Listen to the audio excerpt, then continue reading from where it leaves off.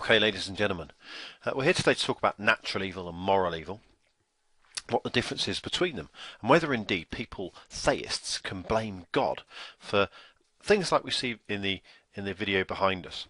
All right, things like natural evil, the natural things that cause suffering, that just happen like this.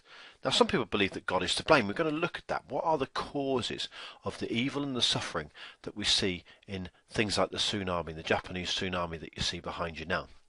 And also the kind of moral evil, the kind of moral problems. Why, if there is such a good God, does he allow human beings to cause such massive suffering? Now, we're not going to look at actually the answers to those problems, but what we're going to do is we're going to see how those issues might actually come into the world.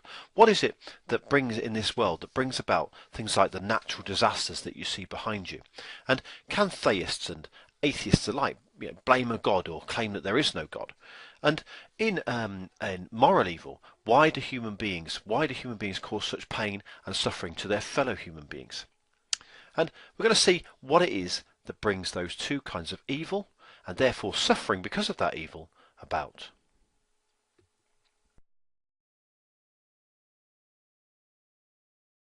Hello everyone, my name is Saint Augustine. I am here to talk to you, as I will be throughout this unit, about the evil and suffering.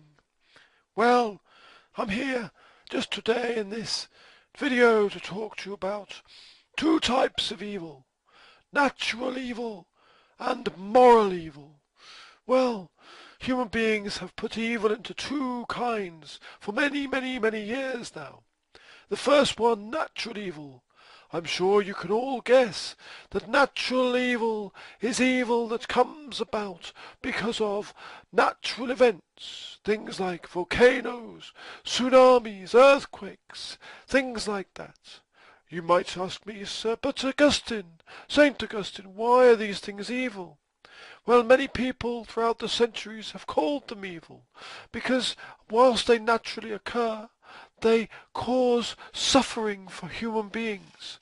Evil is something that causes suffering to human beings, and these things cause mass suffering, as I'm sure you're aware even over the past years that you have been living. Many, many, many humans have lost their lives due to natural evil. Makes people suffer all over the world. However, moral evil, on the other hand, I am sure you can guess, is those evil events that are caused by our morals, what we perceive to be right and wrong. Rapes and murders, stealing and other awful things that happen, and also little things like messing about in lessons and wasting other people's time. Those could be seen as moral evils. Evil that comes about because of human beings and their selfishness.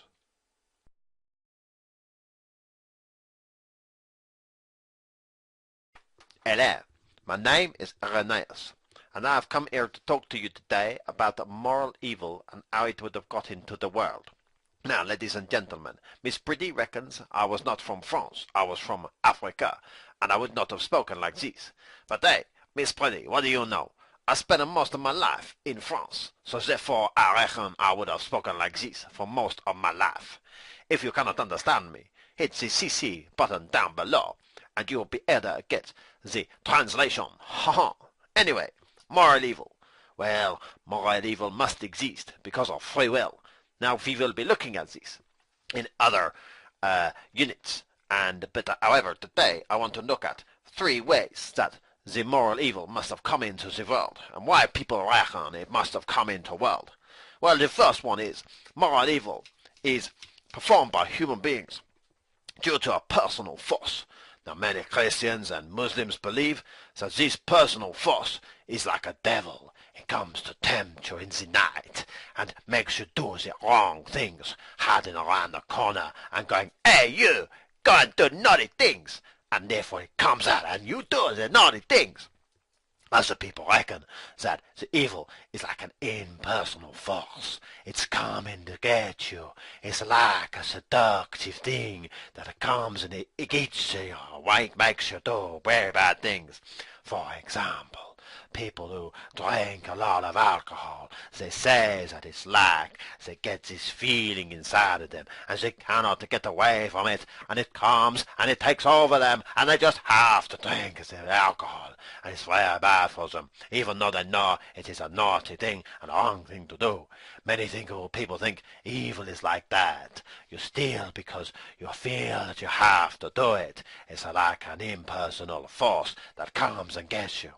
However, the most common reason why people think that evil happens in the world is because people who do the wrong thing have something wrong with them in their psychology.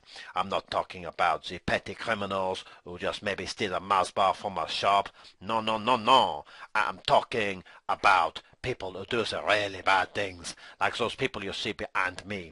They have all performed really horrible crimes that many people believe they are really, really wrong for doing it. Well, they say that it is because they have something wrong with their minds. They have a psychological problem. Well, ladies and gentlemen, it's over to you, as Mr. Tarbaway says. It's over to you. So what do you think is the reason why the moral evil happens in the world? Well, ladies and gentlemen, as I say, au revoir.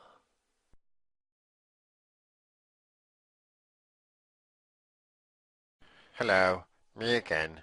Yes, Richard Dawkins, your friendly neighbourhood person who's going to give you the other side of the argument.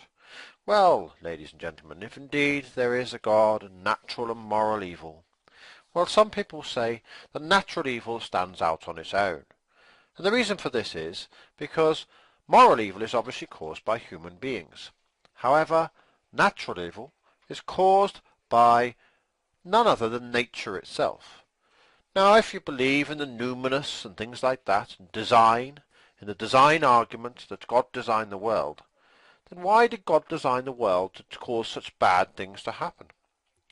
God, therefore, if God is causing the tsunamis and the earthquakes, the things you see behind you now, then God is to blame. Now, many theists, Christians and Muslims and other religious groups say that God is in fact punishing human beings. He's punishing them for sins that they have committed, and many people all over the world believe this. However, other theists say, no, it is not that. It is just God doing something we do not understand yet, and we need to have more knowledge of God to enable us to understand what his purpose actually is. Now, however, this is a real problem for theists, this natural evil, these awful things, these tsunamis and earthquakes, because they seem to be out of God's control. God does not seem to be controlling the nature that he actually designed and created. Now, we could be using our knowledge to work them out. Or, and I'll leave you with this one, and as Mr. Tubbs says, it's up to you. Perhaps God doesn't control nature. As perhaps, as I would say, as an atheist, God does not exist. Well, that is the major reason why people in the world do not believe in a God. It's because of natural evil and the suffering of human beings that it causes. An omniscient God would know these things happen, but why would he let it? Would he be punishing his followers and his worshippers, the good people as well as the bad? Why do good people have to suffer? Because of such things as earthquakes and tsunamis and tornadoes, as we see them in the world all the time on the news. Luckily, living in England, we don't get them very often, and that is because it is not God, according to me.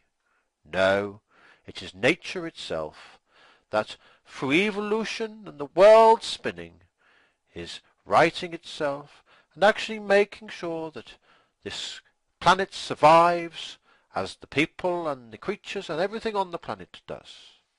So there you go. I'll see you soon, ladies and gentlemen of Droitwich Spa, and hope you're enjoying your study of religion. Well, ladies and gentlemen, the question is this. Does moral evil and natural evil, because they both cause such major suffering in the world, do they both sort of prove that there is no such thing as a God. Okay? Or is there some reason, some purpose behind that suffering?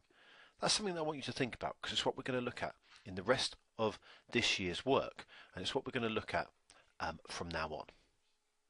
It's up to you.